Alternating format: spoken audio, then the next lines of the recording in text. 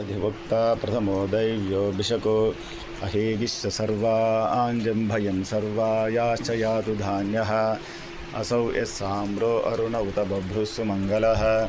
ये चेमागुं रुद्रा अवितो दिक्षुश्रिताः सहस्रशो वैशागुं हेड ईमहे असव्यो वसरपतिनीलग्रीवो विलोहितः उतैनं गोपा अदृशन्नदृशन्नुदहार्यः उतैनं विश्वा भूतानि सदृष्टो मृडयातिनः नमो अस्तु नीलग्रीवाय सहस्राक्षाय मीढुषे अथो ये अस्य सत्त्वानोऽहं तेभ्यो करन्नमः प्रमुञ्च धन्वनस्त्वमुभयोरार्त्नियोर्जां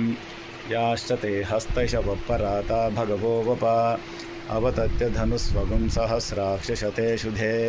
निशीर्य शल्यानां मुखा शिवो नः सुमना भव विज्यं धनुः कपर्धिनो विशल्यो बाणवागुम्